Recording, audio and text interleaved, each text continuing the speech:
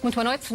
Nesta segunda hora da edição da noite são nossos convidados 3 jornalistas que em 2007 estiveram envolvidos nas reportagens que deram conta da polémica a envolver a licenciatura de José Sócrates. São 3 senhores que já aqui estão sentados connosco. Precisamente o Henrique Monteiro era na altura diretor do Expresso, também o José Manuel Fernandes do Público e o Ricardo Feldner, que foi o primeiro jornalista que começou a investigar tudo o que envolvia a licenciatura de José Sócrates. Foi um tema muito polémico na altura. Enfim, muita tinta fez correr com também muitas opiniões divulgados pelos e a defesa do então Primeiro-Ministro. Vamos recordar como foi toda essa polémica. Março de 2007. A licenciatura em Engenharia Civil do então Primeiro-Ministro era colocada em causa pela comunicação social. Havia várias falhas no dossiê da Universidade Independente, consultado pelo Público e pelo Expresso. Documentos por assinar, sem data, timbre ou carimbo e informações contraditórias sobre as notas atribuídas. Num primeiro momento, Sócrates não comentou a polémica. Passados alguns dias, classificou as notícias como insinuações maldosas. Finalmente, 3 semanas depois, o chefe do governo dava uma entrevista à RTP e recusava todas as suspeitas. Explicou que tinha 2 registros diferentes na biografia da Assembleia da República porque quis clarificar a situação. Garantiu também que não beneficiou de qualquer favor. No certificado de habilitações do ISEL é fácil de ver que as minhas notas que consegui durante esse ano são notas que não envergonham ninguém. Enfim, tenho uma média superior a 14. E por isso, a ideia que eu estava com dificuldades no ISEL para conseguir acabar a licenciatura e me passei para a UNI para ter mais facilidades, é uma ideia que cai pela base, que não tem a mínima sustentação. Não viu nenhuma dúvida no facto das notas das 4 cadeiras que lhe faltavam terem sido lançadas em agosto, num domingo. Um aluno não é responsável pelo funcionamento da universidade. É absolutamente comum e vulgar nas universidades que os professores vão lançar as notas todas no mesmo dia. É assim que é feito. E em agosto é comum? Bom, em agosto presumo que sim. E concluía: eu não me sinto nada fragilizado. Bem pelo contrário, eu confio no bom senso e no julgamento dos portugueses. E estou com a mesma determinação de sempre em prosseguir a linha de rumo que defini no governo. Sócrates dava o caso como encerrado, mas o passar do tempo não apagou o assunto. Em 2012, já depois de ter perdido as legislativas do ano anterior, a Procuradoria-Geral da República rejeitou reabrir o inquérito que já tinha arquivado sobre a licenciatura. Recentemente, em outubro de 2017, a Ordem disse que Sócrates não é, nem nunca foi engenheiro, porque nunca esteve inscrito na instituição. Em comunicado, o antigo primeiro-ministro voltou a dizer que se tratava de uma campanha de maldicência. Vamos ao debate agora na edição da noite. Ricardo, deixa-me começar por ti, porque creio que poucas vezes falaste sobre este assunto depois dele ter desaparecido das manchetes dos jornais. Vamos recuar a 2007, março de 2007. Temos, de resto, a primeira página do Público, onde na altura constou pela primeira vez esta polémica. Havia rumores e também já há boatos a circular na blogosfera. Como é que o Público, entretanto, resolve pegar neste assunto? Bem, eu tenho ideia que já tinha havido um jornalista do Público que tinha passado os olhos por aquilo, mas a coisa foi, digamos, despachada. E passados uns tempos, a minha editora na altura sai de uma reunião de redação normal e fala comigo sobre o caso, se poderíamos voltar a olhar para o caso. Nós sabíamos que havia um blog que era o do Portugal Profundo, que tinha trazido informações sobre isso. Eu, por acaso, não conhecia o conteúdo exato desses artigos e fui ver o que é que se passava. E fui fazer aquilo que um jornalista deve fazer, não é? Um ponto de vista muito técnico, que é olhar para os documentos, ver com quem devemos falar, ver que outros documentos devemos pedir. E rapidamente se percebeu, ou rapidamente eu percebi, que havia ali pelo menos matéria para irmos um bocadinho mais longe. Rapidamente percebeste que tinham deixado de ser simples boatos e rumores? Sim. A partir de que momento? Que podia haver. E depois há um momento que hoje em dia parece um momento menos importante, que é quando eu percebo que ele não era engenheiro de facto civil. A Ordem dos Engenheiros diz-me isso, logo num primeiro momento. e, portanto, ele não podia usar esse título, não é? E quando eu confronto só com esta questão inicialmente, vem de lá uma reação muito violenta, que eu não estava à espera, sinceramente, do próprio Primeiro-Ministro. Como é que foi esse episódio? Foi o assessor dele, que era o Luís Bernardo, na altura, responde-me e, a meio da conversa, passa-lhe o telefone, coisa que eu não estava absolutamente nada à espera. E depois dessa conversa, que foi uma conversa muito nervosa, eu lembro de chegar ao pé do José Manuel Fernandes e dizer: se calhar temos aqui mesmo assunto.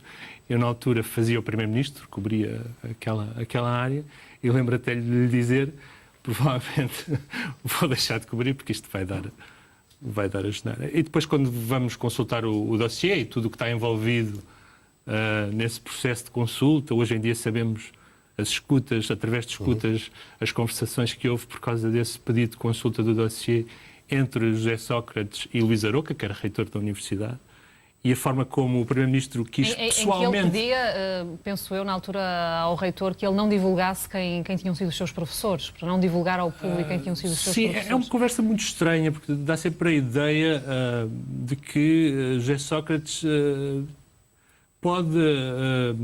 adivinha que aquilo pode estar sob escuta. O Luís Aroca estava a ser investigado nessa altura, é preciso lembrar, por causa das questões da Independente. Que encerrou, aliás. Exatamente, e portanto era provável que José Sócrates tivesse cautelas quando ligava para o telefone de Luís Aroca. Não é? Mas mesmo assim, nessas escutas que vieram ao público através do Correio da Manhã, há esses pequenos indícios de preocupação e de que havia ali uma relação de favor mútuo. Não é? Luís Aroca precisava de José Sócrates precisava de Luís Aroca. E a outra coisa que se percebe aí é que José Sócrates toma um assunto em mãos pessoalmente. Ele é Primeiro-Ministro e não delega aquilo nos seus assessores. Os assessores ajudam a fazer depois uma espécie de campanha anti-danos, depois da notícia sair, mas José Sócrates tomou aquilo pessoalmente, ligou-me pessoalmente depois de um primeiro contacto 2 ou 3 vezes, tenho ideia disso. Isto mostra também uma maneira de atuar dele sempre.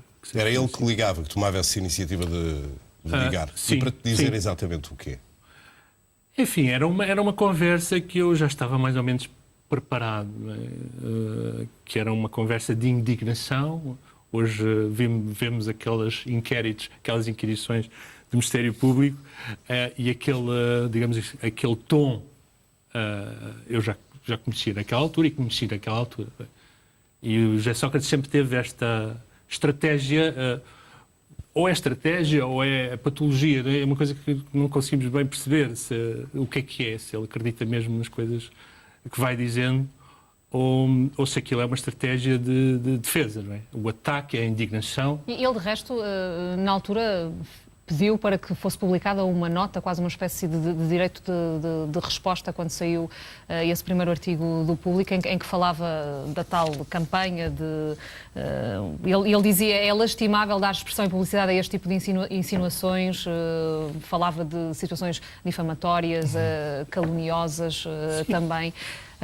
Portanto, no fundo, esse argumento foi utilizado várias vezes. Várias vezes. Eu lembro de um telefonema à meia-noite que eu tinha amigos a jantar lá em casa, ficaram muito surpreendidos dele aos gritos, e usava aquele argumento: você é do Bafon, os mesmos que andam a insinuar que eu sou homossexual, etc. Ou seja, a ideia era colar esse argumentário todo, são todos o mesmo, vem tudo do mesmo lado, e pronto, e na altura ou vinha do PSD, ou vinha do Belmiro de Azevedo, por causa da OPA, etc. Vamos ouvir também o José Manuel Fernandes, até porque há aqui outros protagonistas do caso, Luís Aroca, o professor António José Moraes, enfim, as disciplinas que Sócrates dizia ter frequentado estiveram a cargo de Luís Aroca, que era o reitor da Universidade, António Moraes era o professor, que depois, curiosamente, não só esteve ligado a governos PS, como também foi arguído no caso da Cova da Beira. Que ligações eram estas, José Manuel Fernandes? Bem, já agora só para ir atrás e para contar isto desde o princípio, de facto isto começa tudo ainda em cima das eleições de 2005, num bloco, mas que era um bloco pouco conhecido, de um professor de Santarém, António Balbino Caldeira, do tal bloco do Portugal Profundo, mas ninguém na altura dá por isso. A primeira vez que ouço falar disto é um jornalista que não podia, na altura, escrever notícias por razões das funções que desempenhava, que me traz a informação de que ele tinha declarado na Assembleia e tinha nos currículos que era engenheiro, mas que não estava inscrito na Ordem. Ele tinha pedido para a Ordem, portanto, e foi talvez a primeira vez que eu pedi a alguém da redação para, olha, vejam lá o que é que se passa. Mas na altura não se chegou muito mais adiante. Ainda, eu não sei em que altura exata é que foi, porque eu nunca contei isto ao Ricardo, ou pelo menos na altura nunca contei isto ao Ricardo, porque tem a ver com a proteção de ele poder fazer o trabalho à vontade.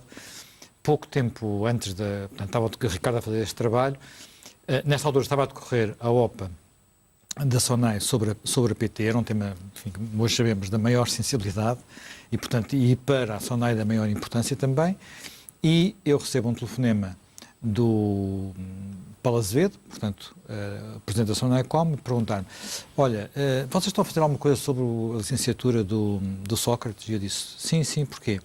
Tens confiança no jornalista? E eu disse, tenho.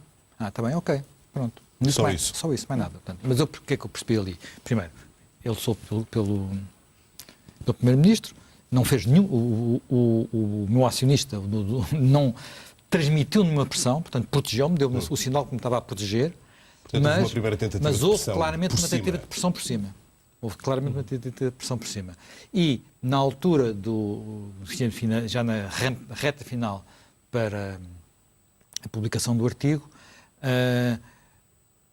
eu faço... Há o único telefone que eu tenho com Sócrates enquanto ele foi Primeiro-Ministro. Ele nunca atendeu o telefone, nunca respondia a nada. Dessa vez, finalmente ele atendeu. Foi um telefonema que me recordo como se fosse hoje, porque durou 1 hora.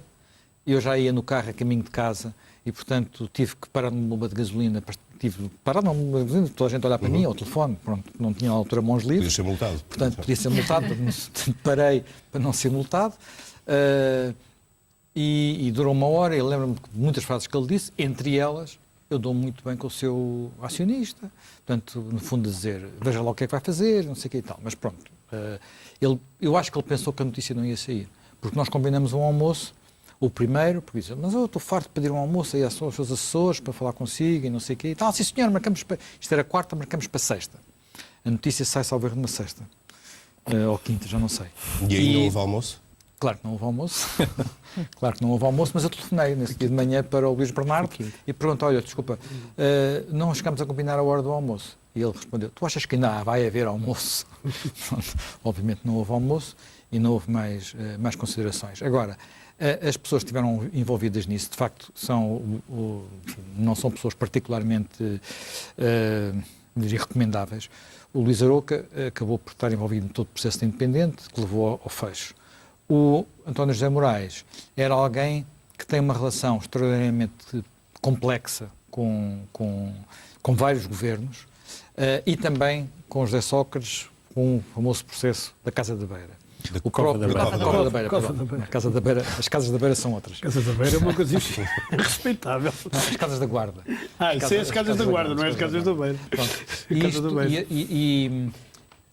Portanto, com situações em que nomeações e desnomeações e portanto, situações em que ele toma decisões sobre projetos que tenham a ver com... O próprio António Moraes escreveu um livro que conta a versão dele. Tenta, no fundo, fazer a sua defesa. Portanto, ele foi deixado de cair.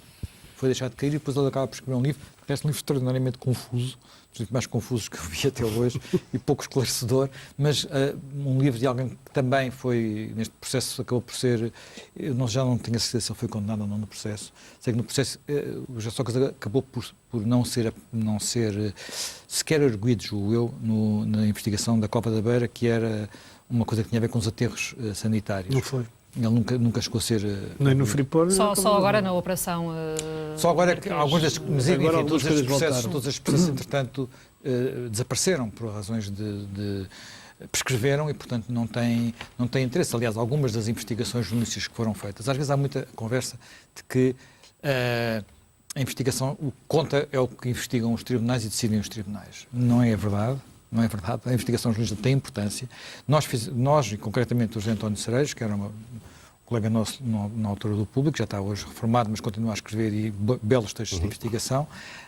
O José António Seis fez algumas investigações sobre o José Sócrates, sobre questões que nunca poderiam sequer ser tratadas pela Justiça, nomeadamente esta que estamos a falar aqui, que são as Casas da Guarda, que são um conjunto de projetos de arquitetura que ele assinou e que se suspeita que não foi ele que os fez.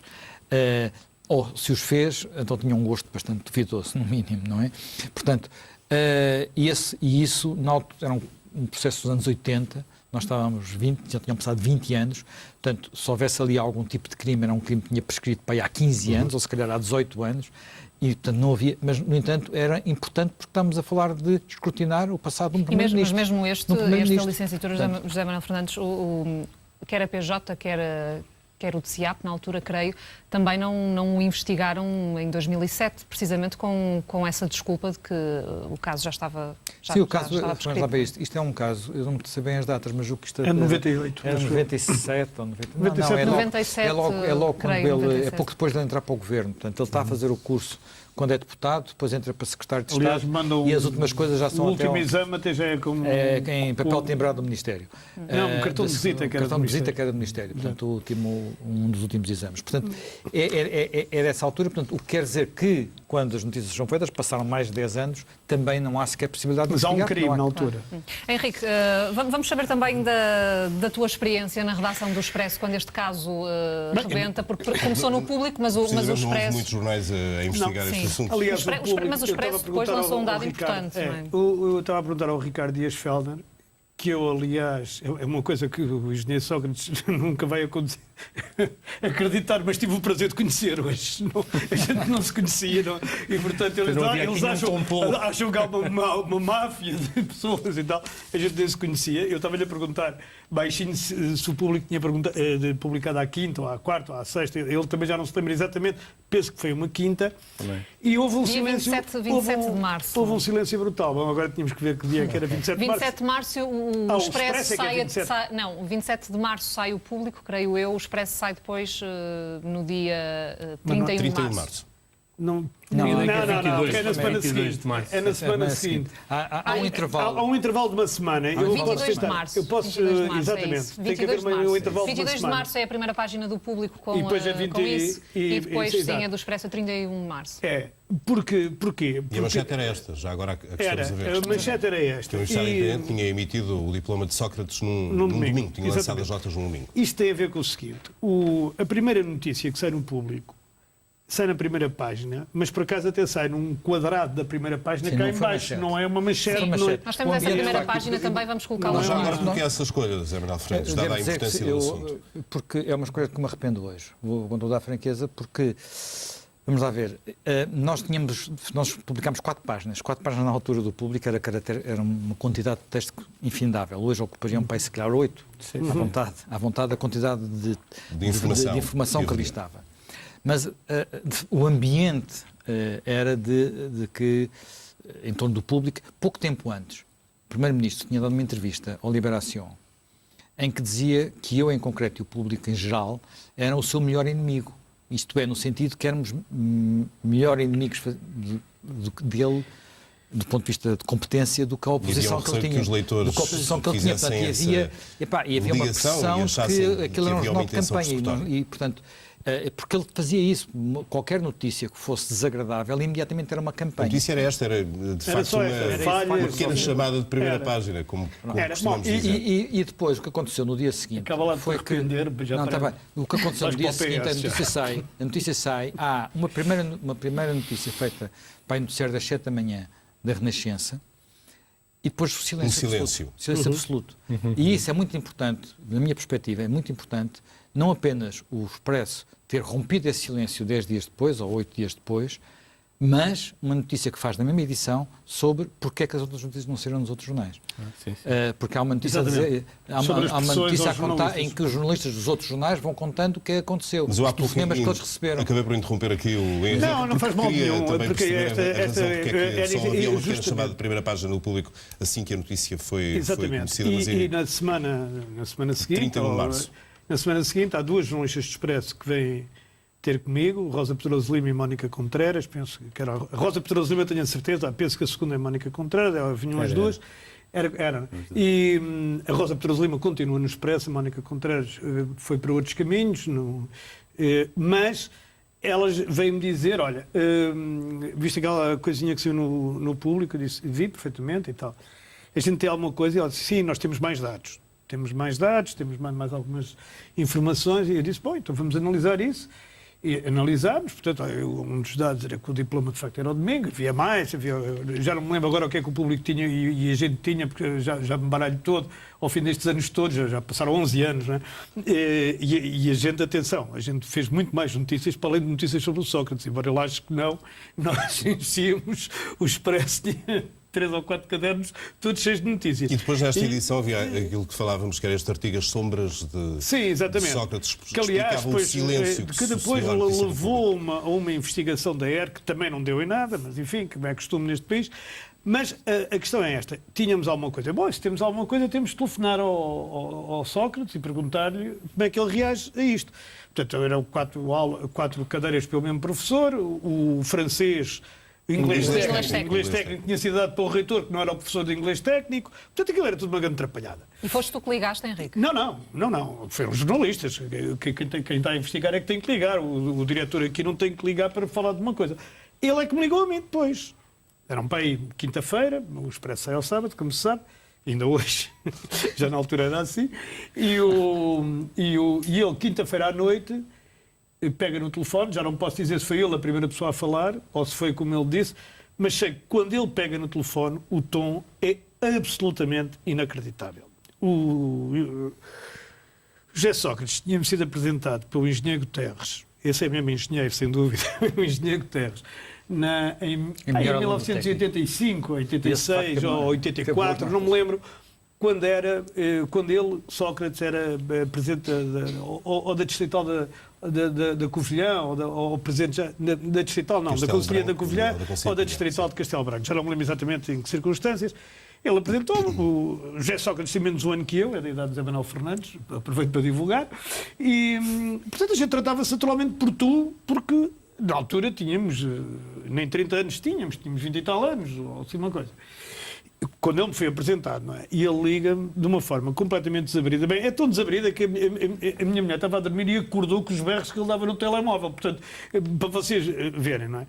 Uma coisa completamente... Eu disse isto tudo numa comissão de inquérito no Parlamento, quer dizer, uma coisa como eu nunca vi, nem voltei a ver, felizmente, quer dizer, porque felizmente nunca houve nada assim.